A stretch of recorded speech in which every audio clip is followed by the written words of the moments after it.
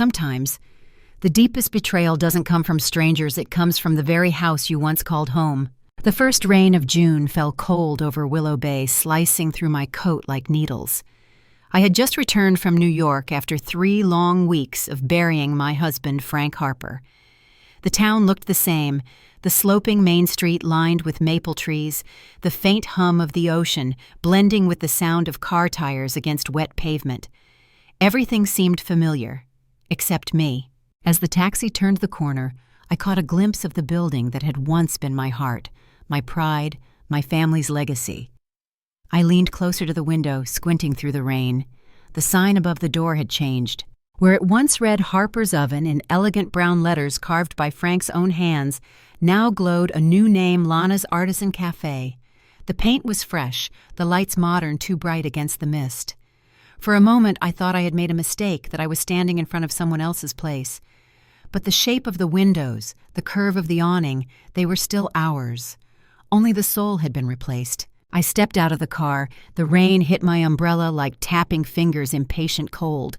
I walked slowly to the door, my shoes sinking into the puddles that mirrored the golden letters. The same door Frank and I had opened thousands of times, greeting neighbors, friends, children who had grown up eating our bread. I pushed it open. The smell hit me first, not flour or butter, but roasted espresso and synthetic vanilla. The walls had been repainted beige, smooth, and sterile. Our wooden counter was gone, replaced by a glossy marble bar. The framed wedding photo that once hung behind the register, gone. The Harper family bakery. Since 1989, plaque gone. Even the old cash register with its sticky buttons and silver bell had vanished. Every trace of my life had been scrubbed clean. Behind the counter, a young woman in a black apron smiled politely, not recognizing me. Her name tag read Lana. She didn't know that every inch of this place had once been my world. I looked around, stunned by how quiet everything felt, as if even the walls were holding their breath, waiting to see what I'd do. Then the door at the back opened, and my son Michael stepped out. He froze when he saw me. The color drained from his face for just a second, then returned with a carefully measured smile. "Mom," he said, setting his phone down on the counter, "you're back earlier than I thought." I stared at him. His shirt was half untucked, sleeves rolled up. He looked confident, or at least trying to. "What happened to the sign?" I asked quietly. He hesitated, then shrugged. "We just rebranded, Mom. The business needed a fresh start. The old name didn't really connect with the younger crowd. Lana and I thought this would bring in more customers. Make it modern." I felt the air leave my lungs. The younger crowd, the modern world, words that made everything we'd built sound ancient, irrelevant. I looked at him. My son, the boy who used to fall asleep in the back kitchen while I baked pies through the night. Now he was standing here justifying why he'd erased everything we were. Outside, thunder rolled in the distance. Inside, the espresso machine hissed sharply, releasing steam like an angry whisper. "Modern," I repeated barely above a whisper. "Do you even remember what your father said when we opened this place?" Michael looked uncomfortable. "Mom, don't do this now. He said, 'This oven is our heart. As long as it burns, our family stays warm.' Do you remember that?" He didn't answer. His silence was louder than the storm outside. I took another look around. The polished floor, the faceless decor, the absence of warmth. My hands trembled slightly as I reached out to touch the counter, cold, unfamiliar, unwelcoming. No one shouted at me. No one told me to leave. But standing there surrounded by strangers in what used to be my home, I realized betrayal doesn't always come with anger or noise. Sometimes it comes quietly. It comes wrapped in politeness, sealed with a smile, and it feels like being erased while you're still alive. I swallowed hard and forced my voice to stay steady. "You're rebuilding this place, Michael," I said slowly, "but have you thought about what you're tearing down?" He opened his mouth, but no words came. His eyes darted away. The rain outside grew heavier, drumming against the glass in sync with my heartbeat. I could smell the ocean now, faint but sharp, the scent of home and loss colliding. I turned toward the door, my shoes echoing softly on the tile. As I stepped out, the bell above the door chimed the same bell that had once rung for every happy customer, every memory we had built. Now it sounded like a farewell. The wind hit me as soon as I stepped onto the sidewalk. I looked up one last time. The golden letters, Lana's Artisan Cafe, shimmered in the storm. For a brief second, lightning flashed, and the reflection of the sign gleamed across the puddles like a wound that refused to close. And then I whispered to no one but the rain and the ghosts that still lingered in my chest. They didn't just take my bakery, they took my past. The rain didn't stop that night. It beat against the windows like a reminder, steady, cold, unkind. The town of Willow Bay slept, but I couldn't. My mind was still inside that shop, inside the echo of my son's voice replaying the words, "It's just a rebrand." I turned on the porch light and walked toward the back of the bakery, or what used to be mine. The alley smelled of damp cardboard and rain-soaked flour. The old wooden door was still there, though someone had painted it over. I pushed it open slowly. The hinges groaned, complaining like an old friend left behind. Inside, it was dark. The hum of the new cafe's refrigerator buzzed faintly through the wall, a heartbeat that didn't belong to me anymore.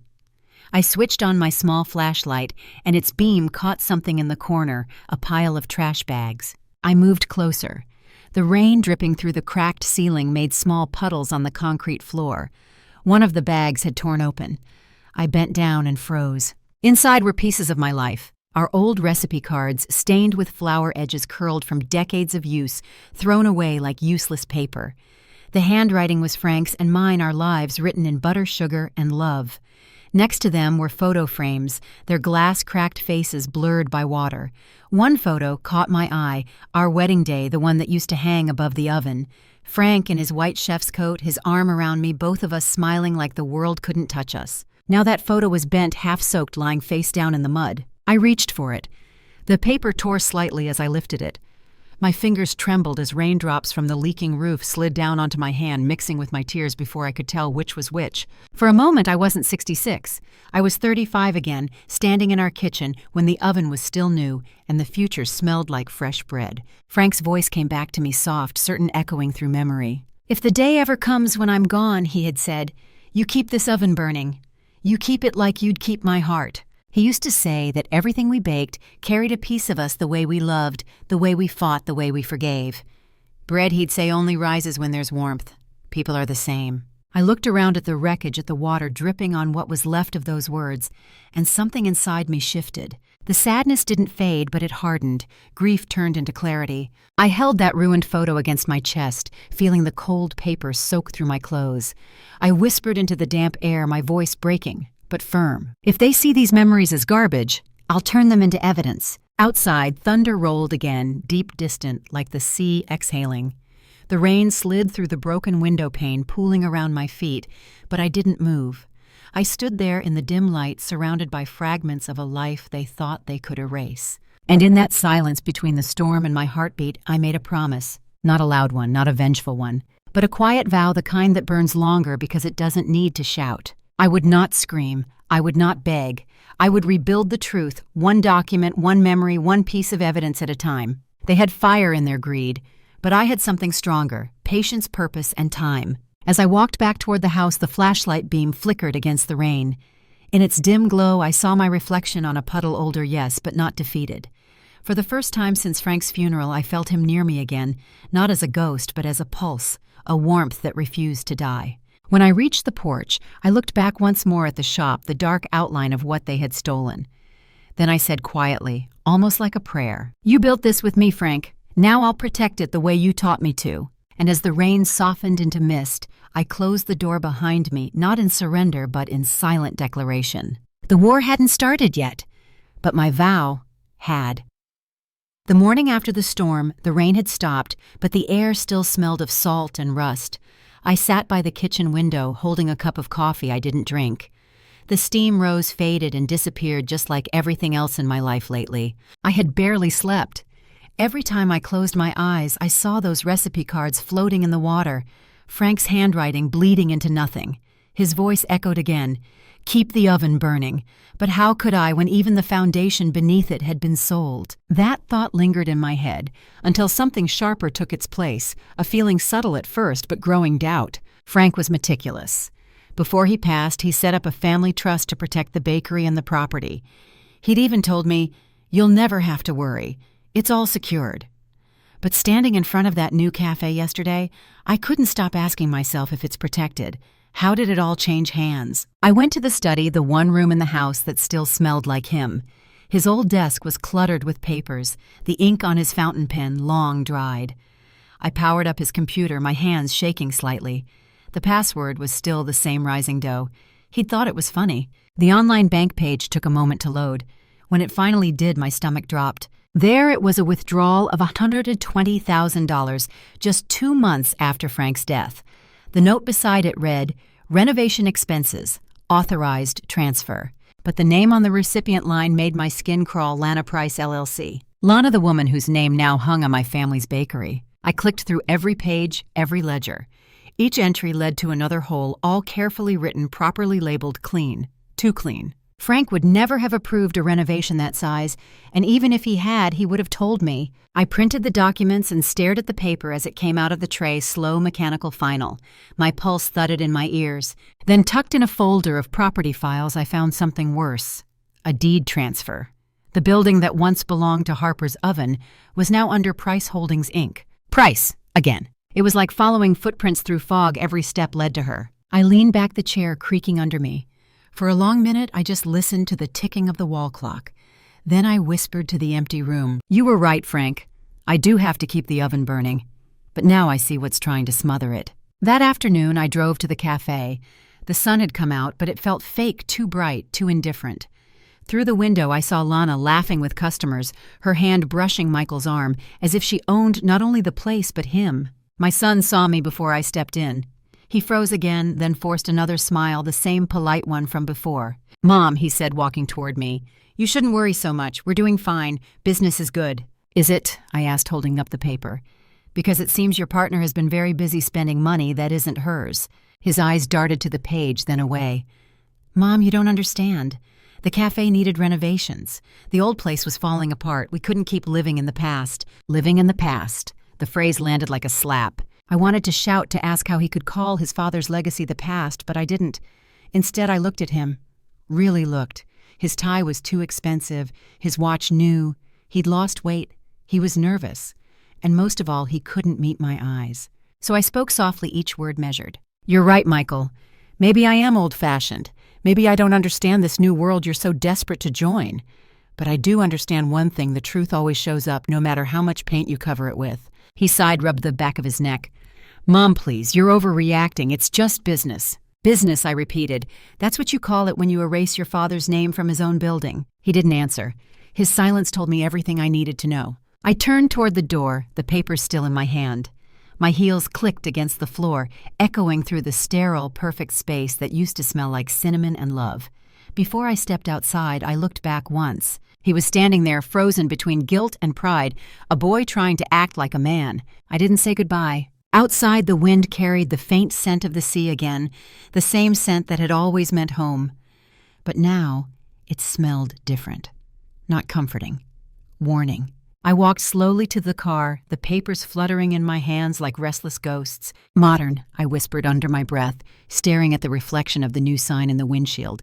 "Let's see how long your modern world survives the truth." And as I drove away, the first raindrop hit the glass again, soft, singular, and cold, like the start of a storm that was finally mine to control. For days after that confrontation, I didn't speak to anyone. Not to Michael, not to the woman behind the counter, not even to Claire, my daughter in Portland, who kept calling to check on me. I wasn't ready to talk. Talking was for people who still believed words could fix things. I needed proof. Willow Bay was small, a quiet coastal town where news traveled faster than the tide. But in every small town, there are people who notice the details others don't. For me, that person was Eli Turner, the boy who grew up 2 houses down. He was 20 now, studying computer science at the community college. He used to mow my lawn in the summers when he was 10, and Frank loved to slip him extra cookies from the bakery. Eli had sharp eyes and a good heart. He also had something I didn't access to the digital world my son thought I'd never understand. When I called him that afternoon, his voice cracked with surprise. "Mrs. Harper, you okay?"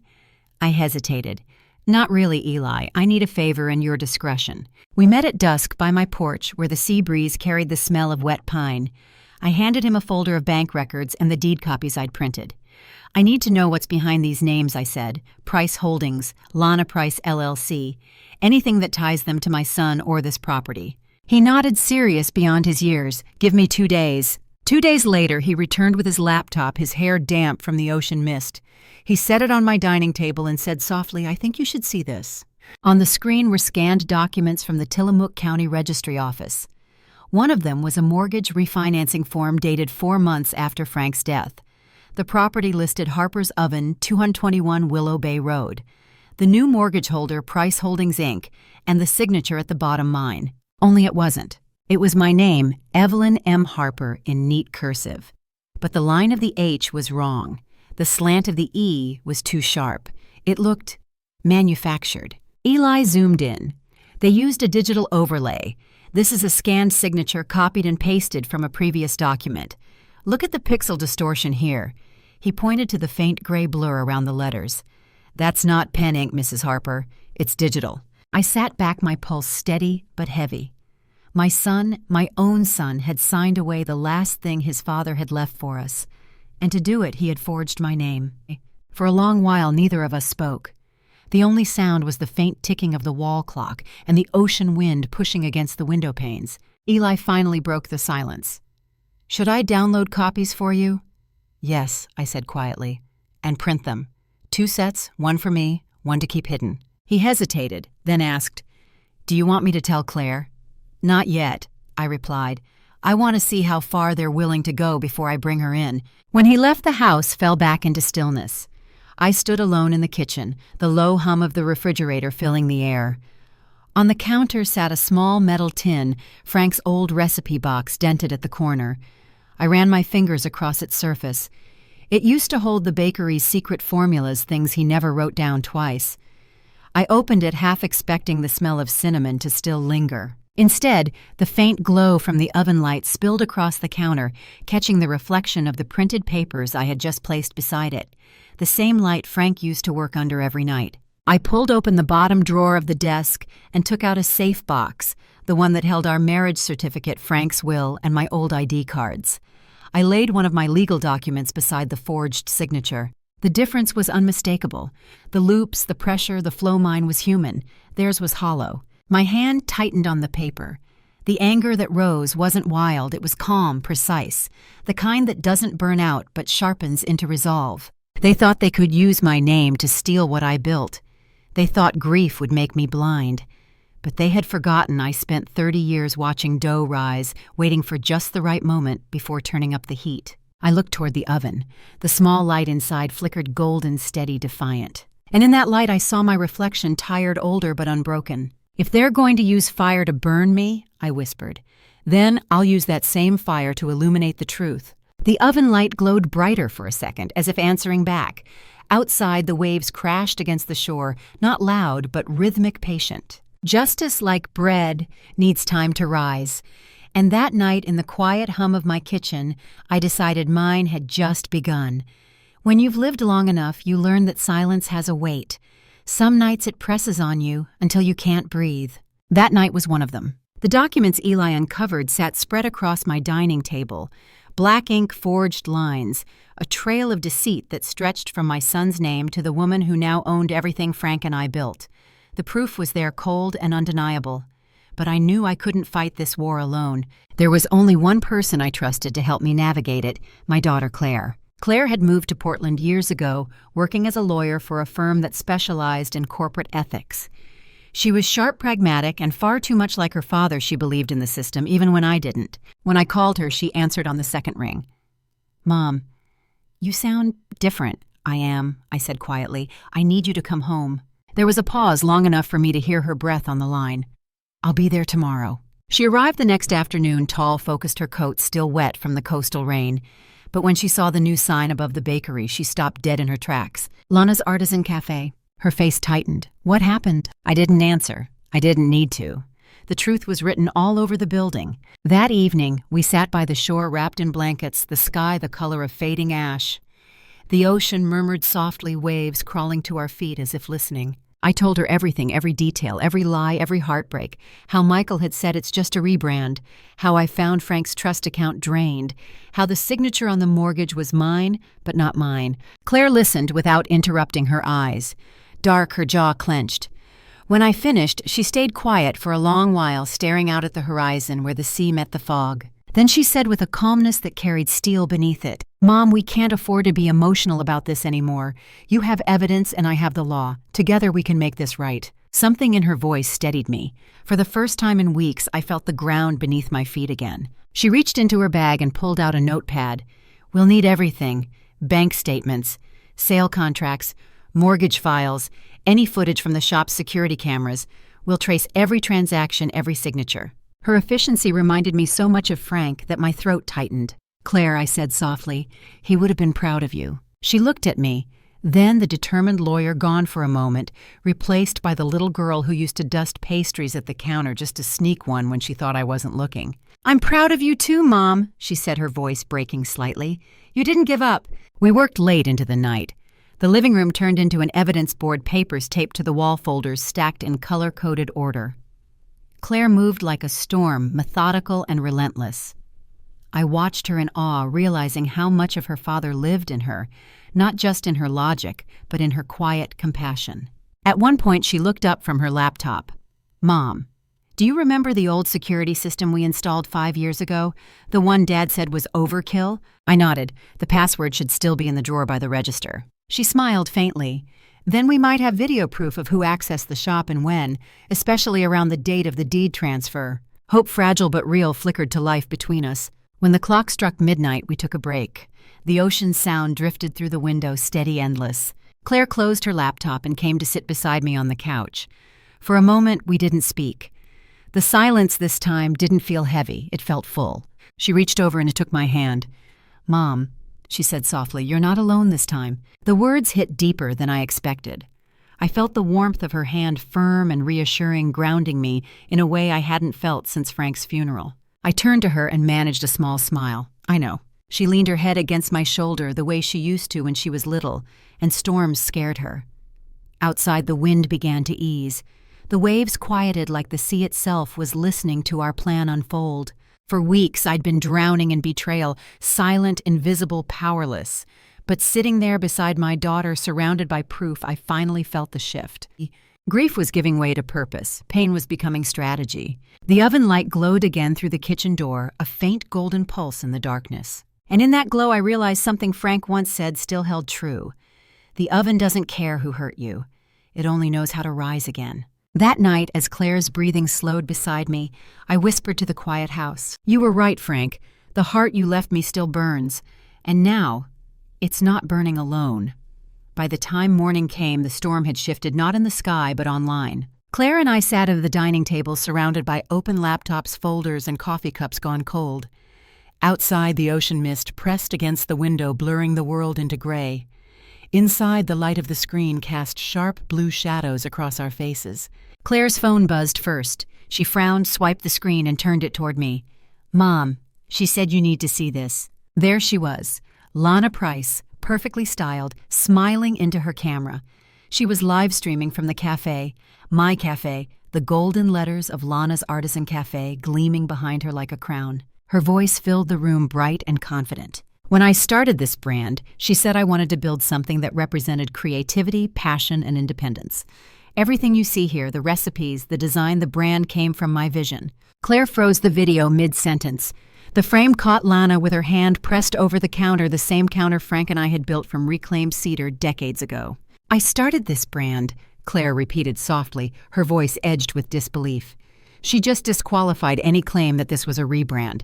She's publicly asserting full ownership. I stared at the image, my pulse steady but cold. "So she's lying in front of thousands of people." Claire nodded, "and we're going to let her." We downloaded the video, backed it up on 2 hard drives, and stored one in the safe. Then we scrolled through the comments, hundreds of hearts and congratulations. The world believed her story because it was clean, pretty easy to digest. The truth rarely is. For the next few hours, Claire dove into the cafe's social media accounts. Every photo, every post was a confession, waiting to be written in ink. She found a press release, a partnership announcement between Lana's Artisan Cafe and a local lifestyle magazine. The tagline read, "A fresh brand from the creative mind of Lana Price." But what caught my attention wasn't the words. It was the background image. The wallpaper, the oven tiles, the pattern of flour dusted across the counter. They weren't hers, they were mine. Claire zoomed in side by side with an old photograph Frank had taken 10 years ago. The same angle, the same light, even the same tiny crack in the wall above the oven. "She didn't just steal your name," Claire said. "She stole your identity." We saved the comparisons, every file labeled timestamped archived. The next post was worse, a promotional video. In it, Lana smiled as she poured coffee, saying, "At Lana's Cafe, every recipe is original, crafted from my own imagination." And then the camera panned to a tray of pastries. I leaned forward. The lattice design on top, identical to the one Frank invented for our first anniversary sale. The same pattern he'd jokingly called the Harper weave. For a moment I couldn't breathe. Claire paused the video and whispered, "She's lying so smoothly she doesn't even flinch." I felt the anger rise slow and deliberate, like a tide that no wall could stop. But before I could speak, Claire reached for my hand. "Don't let it make you angry, Mom," she said quietly. "Let it make you thorough." So we were. By evening, we had built a digital archive, the live stream where Lana claimed ownership, the PR articles repeating her story, the brand contract she filed with Price Holdings, Inc., listing herself as founder, and a full visual comparison proving that every inch of her new brand was built on the bones of Harper's oven. The evidence filled 3 folders, each one thicker than the last. As the sun disappeared behind the waves, the house filled with a different kind of light, not from the ocean, not from grief, but from clarity. We sat side by side, exhausted but awake in a way neither of us had been for months. Claire closed her laptop with a quiet snap. "That's enough for today," she said. I looked at her, her face illuminated by the faint orange glow of the oven light behind us, the same one that had watched over this house for decades. "We have enough, don't we?" I asked. She met my gaze, her expression firm, her eyes the same color as Frank's when he was certain of something. "Yes," she said, "we have enough to turn this whole board around." I smiled faintly, a small exhale of something between relief and sorrow. Outside, the waves crashed against the rocks, not as noise, but as applause. I turned toward the oven, its reflection flickering in the window. "Then let's see," I whispered, "how truth looks under their spotlight." The following week, the air in Willow Bay changed. It wasn't just the weather, though. The clouds had turned heavy and gray. It was the quiet before something breaks. For months they had taken from me in silence. Now it was my turn to answer, not with shouting, not with vengeance, but with the law. Claire sat at the kitchen table, sleeves rolled up, surrounded by stacks of documents. Every page had been checked, cross-referenced, and bound. The evidence we had gathered, the forged signatures, the bank withdrawals, the stolen imagery, the public lies had become a fortress. "This is ready," she said, tapping the folder's cover. The title read, in bold, "Harper versus Price Holdings, Inc." She looked up at me. "Mom, once we file this, there's no turning back." I nodded. "Good, I don't want to." That morning, she drove to Tillamook County Court and filed the official complaint, fraudulent misrepresentation, trademark misuse, breach of fiduciary trust. The charges carried weight enough to pull every false wall down. For the first time in months, I felt like the storm wasn't chasing me anymore. I was standing in it, and it was mine. When Claire returned home, her face was pale from exhaustion, but her eyes gleamed with something fierce. "It's done," she said simply. That night, we drafted the open letter not for revenge, but for truth. It began the same way Frank had once signed his bakery announcements. Harper's Oven was built by love, not greed. We told the story plainly, no anger, no bitterness, just facts. How a widow's family business had been stolen under forged signatures, how the people responsible turned love into a transaction, and how the oven that once fed a town was now the center of a lie. By morning, the letter had spread across social media and local news. The Willow Bay Chronicle ran the headline, "Widow Fights Back Harper's Legacy, Stolen in Silence." By noon, the phone started ringing, journalists, radio hosts, even old customers who hadn't visited in years. Messages poured in from people who remembered the smell of Frank's bread, the warmth of his smile, and for the first time the town began to speak not for them, but for us. At the same time, silence filled the cafe. Lana's live stream stopped. Her sponsors pulled back. The once crowded shop stood half empty, its golden sign flickering under the cloudy sky. That evening, as I walked past it, I saw Michael standing inside. He turned as the bell above the door rang. "Mom," he said softly, stepping forward, "can we talk?" I studied him. His face looked older now, thinner, strange, shadowed with guilt. He swallowed hard. "We can settle this, without court. It doesn't have to go public." I shook my head slowly. "It already is public, Michael. You made it that way when you signed my name." He winced. "Please, let's fix this as a family." The words stung, but not the way they once did. I looked at him, and for the first time, I saw not my son, but a man who had chosen his side. "Family," I said softly. "No one calls this a family anymore." He stood frozen, his eyes wet, but his voice empty. I turned and left without another word. Outside, the wind had begun to rise. The ocean roared louder, pushing waves against the pier. The first drops of rain splattered against the pavement. Claire joined me on the sidewalk holding an umbrella that the wind immediately tried to steal. She smiled faintly. "Looks like the storm's coming early," she said. Maybe I replied, staring at the glowing cafe sign across the street. Or maybe it's just on time. We walked in silence as thunder rolled over the water. Behind us, the wind howled, tearing at banners and signs. Then, from the corner of my eye, I saw it, the golden letters of Lana's Artisan Cafe shuddering under the storm's force. A single screw gave way. The L tilted, swung, then snapped free. The rest followed crashing to the wet pavement with a sound that echoed like the final page of a long-overdue ending. For a moment, the light sputtered, then went out completely. I stood there watching the rain wash over the broken sign and whispered, "And that's how truth always arrives, not with thunder, but with clarity." Claire squeezed my hand gently. We didn't need to say anything else. Because that night in the heart of the storm, I knew this wasn't just justice beginning. It was everything stolen being given its name again. And the sea, wild, relentless, and free, carried the sound of our quiet victory out into the dark. The courthouse in Tillamook smelled faintly of rain and old wood. The storm from the night before had passed, but its echo lingered in the wind that swept through the narrow coastal streets. When I stepped through those doors with Claire beside me, I didn't feel fear. I felt something steadier, like standing in the eye of the storm after realizing you've survived every wave. Inside the courtroom was small. The walls were lined with gray panels, the air cool and sharp with the hum of fluorescent lights. Claire sat at the plaintiff's table, her folders arranged neatly, her pen tapping once against the pad before she stopped herself. Across from us sat Lana Price, immaculate as ever, her hair pinned perfectly, though her eyes darted toward the door every few seconds. Next to her, Michael, my son. His suit looked too big for him, his tie uneven. His hands shook when he thought no one was watching. The bailiff called the room to order. "All rise." The judge entered, an older woman with silver hair pulled into a knot, her face unreadable. When we sat again, the silence was thick enough to taste. Lana's lawyer stood first. His voice was smooth, rehearsed. "Your Honor, this case is nothing more than a misunderstanding between family members. The alleged transfer of ownership was not theft, but part of an informal, mutually agreed-upon rebranding of a family business.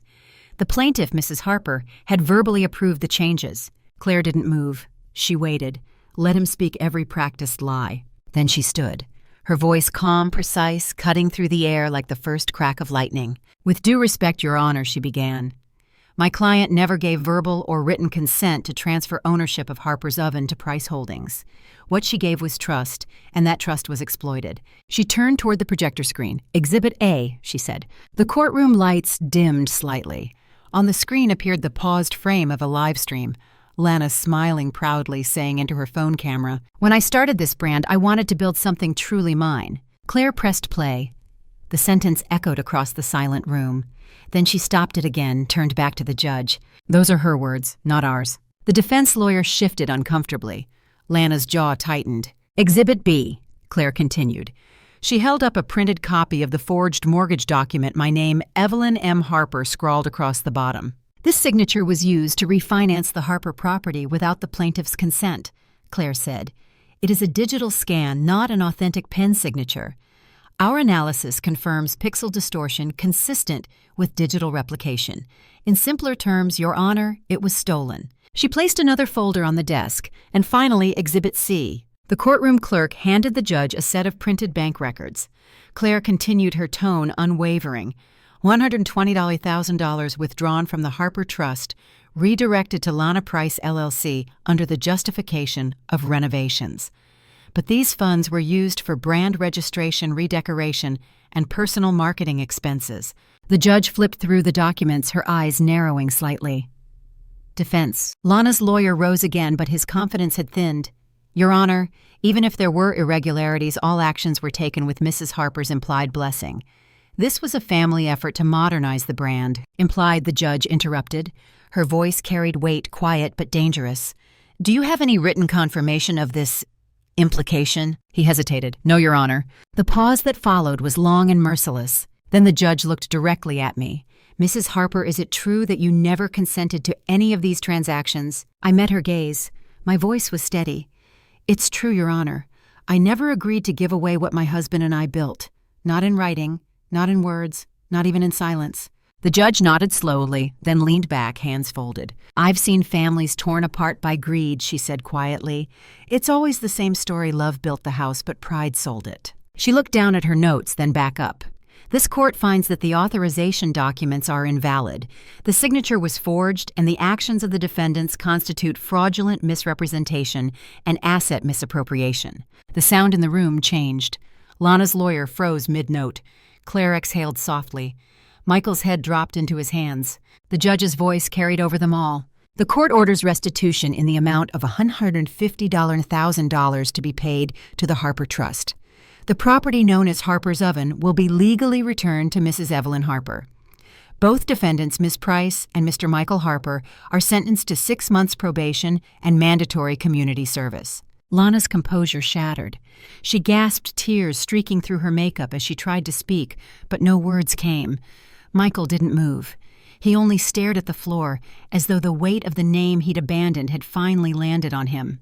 The judge gathered her papers. Court is adjourned. The gavel struck once sharp, final like thunder. For a moment I didn't move either. I simply breathed. The sound of the ocean outside the courthouse window mingled with the rain beginning again. It wasn't a downpour, just a soft drizzle, the kind Frank used to call a cleansing rain. As the courtroom emptied, Claire touched my shoulder gently. It's over, Mom. I shook my head slowly. No, I said. It's restored. Outside, the clouds had gathered thick over Willow Bay again.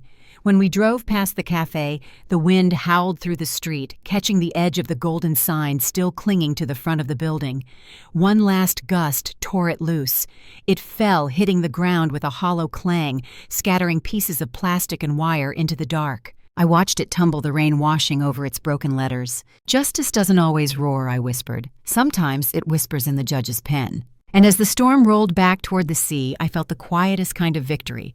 The kind that doesn't scream but simply stands unbroken in the light of what's finally right. In the weeks after the verdict, the town of Willow Bay carried a strange silence. The kind that comes after a storm when the air still hums with what it just survived. Justice had been served, but it didn't feel like victory. Not the loud kind, anyway. It felt like standing on the shore after the waves have taken everything and realizing that what's left, though smaller, is finally yours. News of the trial spread quickly. People whispered about it in grocery lines, at gas stations, on the pier. Some said it was tragic. Others said it was justice. But in the end, the truth didn't need to argue, it simply existed. Michael withdrew from the world. The local business association removed his name quietly, a line of text vanishing from their website overnight.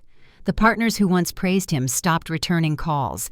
Even his closest friends avoided him in public. He moved out of town for a while to get space, though everyone knew what that really meant.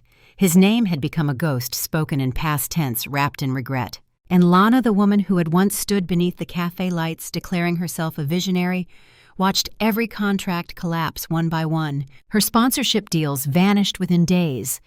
The influencer partnerships she had flaunted online pulled their logos from her page. One morning, a moving truck parked in front of her seaside home. She stood in the rain trying to hide her face beneath sunglasses as she handed over the keys. Even the car, the shiny white convertible she used to pose beside for every post, was gone by evening. Sometimes I passed by the street she used to live on. The windows were dark now, curtains drawn, silence heavy. And though I should have felt triumphant, I didn't. Because the truth is, justice restores, but it never truly celebrates.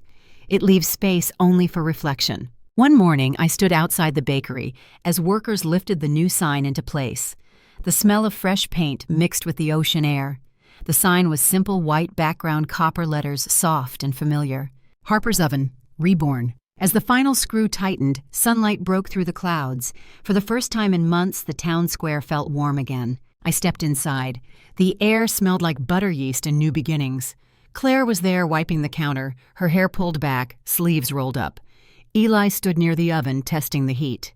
He looked up and smiled. "We're ready, Mrs. Harper." I nodded, my throat tight. The light from the oven door reflected across the tiles, the same warm glow that once meant home. And for a moment I saw Frank again, his hands dusted with flour, his grin as wide as ever. It wasn't memory this time. It was presence, quiet, reassuring, alive. I ran my fingers over the counter, still smooth from being rebuilt, and whispered to the empty space beside me. "We did it, Frank. We brought it back." Outside, people began to gather. Neighbors, old customers, even strangers who had read about us in the papers. They clapped when the lights came on, a soft, humble applause that felt more like a blessing than a cheer. I didn't give a speech. I didn't need to. Instead, I just stood there watching the steam rise from the first loaf coming out of the oven, feeling its warmth reach my hands. The past had burned. The lies had crumbled. But from the ashes, something purer had risen, not just a bakery, but a truth. Behind me, Claire slipped an arm around my shoulders. Her voice was gentle. "You okay?" I smiled. Better than that. Because in that moment, I understood something I hadn't before. It was never about winning, not about punishment or loss or revenge. It was about return. About finding the courage to walk through betrayal and still come out whole. "You don't need to win against anyone," I whispered. "You only need to win yourself back." As the day faded, the new sign caught the last rays of sunlight, Harper's Oven, reborn.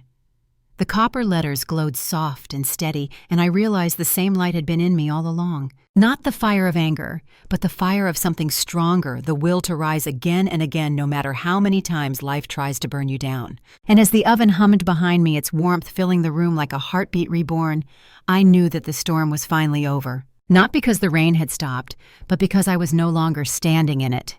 In the weeks that followed, Willow Bay began to heal. The air felt lighter, as if the town itself had exhaled after holding its breath for too long. One morning, as I unlocked the door to Harper's Oven, reborn, I saw something folded neatly in the mail slot, a newspaper. The headline stretched across the front page in bold black letters. "The Widow Who Fought Back." The article told the story not of revenge, but of resilience. It spoke of a woman who lost everything, her husband, her family business, her peace, and still chose to rebuild with grace instead of bitterness. When I finished reading, I didn't cry. I just smiled. Because for once, the world wasn't talking about what was taken from me, it was talking about what I'd managed to keep. By noon, people began to arrive. Some were old customers holding wrinkled photos of Frank and me from years ago. Some were strangers who had read the article and driven in from nearby towns. They filled the small shop with laughter stories and the scent of fresh bread that had been missing for too long. One woman approached the counter, her eyes shining. "My husband lost his job last year," she said softly. "Reading about you gave me hope." I reached out, took her hand gently, and replied, "Hope rises, just like dough, slowly but surely." They took pictures by the news sign holding warm loaves in their arms. Someone left flowers at the door, and for the first time since Frank's funeral, I didn't feel like a widow anymore. I felt like a baker again. In the following days, the shop became more than a business. It became a heartbeat. Eli helped run the front counter, his energy turning the mornings bright. Claire stayed longer than she had planned, 2 whole months restructuring the brand, rebuilding the accounts, handling legal transitions. Every night she'd sit across from me with her laptop open, eyes tired but proud. One evening, as we watched the sunset bleed gold across the bay, she said, "You know, Mom, we could expand this, turn it into a training center." I looked at her surprised. "For what?" "For women who've lost their jobs," she said. "Single mothers, widows, anyone who needs a start. We could teach them what you taught me. Patience craft dignity." The idea settled in me like warmth. The next week, we posted a small notice in the window. "Free baking classes for women seeking new beginnings." The first day, only 3 showed up. By the end of the month, there were 15. Some came nervous, others shy. But soon the room was filled with the smell of sugar, the sound of laughter, and the same rhythm that had once filled my life, needing shaping, waiting. As I watched them work, I realized something profound. The oven that had once been used to divide and destroy now burned for something greater. It was giving life again, the way it always should have. One afternoon, Claire caught me standing near the doorway watching the women bake. "You're smiling," she said. I turned to her and nodded. They remind me of myself, all of them tired but still rising. She laughed softly. "That's your legacy now, Mom. Not just bread, people." Her words stayed with me long after she left for Portland. That evening, I walked through the quiet bakery, the scent of baked dough still lingering. Outside, the sign gleamed under the lamplight, Harper's Oven, Reborn. I traced the edge of one letter with my finger and whispered, "They once stole my oven, but now it's baking lives instead." A soft breeze blew through the open window, carrying with it the laughter of the women still cleaning up in the back. And for the first time, I understood the true meaning of rebuilding. It wasn't about restoring what was lost. It was about transforming it into something that could never be taken again. Later that night, as I locked the door, I looked around the shop one last time. The lights glowed softly, reflecting off the ovens like small suns. The same ovens that had witnessed betrayal, grief, and now renewal. I stepped outside and let the wind from the ocean brush against my face. The town lights shimmered across the bay, steady and familiar. Somewhere in that rhythm, the whisper of waves, the faint laughter, the smell of bread, I felt Frank beside me again, proud and quiet. And I said almost to him, almost to myself, "They thought they burned me down, but all they did was light the fire I needed to begin again." The next morning, the doors opened once more. The women came back early, laughing as they tied their aprons. Eli turned on the ovens, and as the first rays of sunlight touched the sign above the door, the words, "Harper's Oven, Reborn," shimmered like gold. The town had spoken. Not through gossip, not through pity, but through presence. Through every hand that reached for bread, every heart that found warmth again in the smell of something real. And standing there, I realized I hadn't just rebuilt a bakery. I'd rebuilt belonging. A year passed.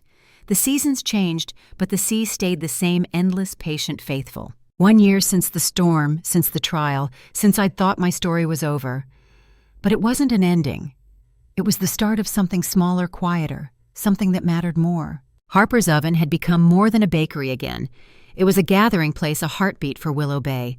Every morning, the scent of bread carried down the streets, pulling people in, not just for food, but for comfort.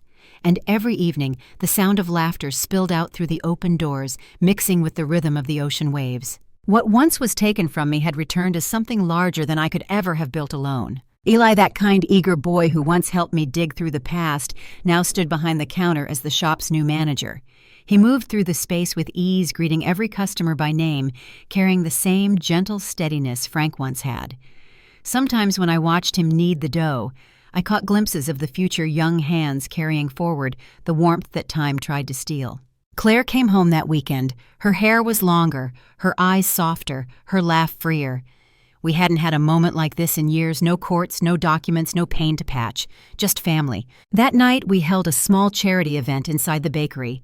Candles lined the shelves, their flames flickering in the reflection of the oven glass. The proceeds would go to the women from our baking classes, those who had turned struggle into skill, fear into freedom. Outside, the ocean shimmered beneath a full moon, every wave catching the light like a memory reborn. Inside, the air was warm, golden, alive. As the guests settled, Claire took the small stage near the counter. She unfolded a letter, her voice steady, though I could hear the tremor behind it. "Mom," she began, "when Dad died, I thought our family's story ended there. But you showed me that endings are just places where courage begins again.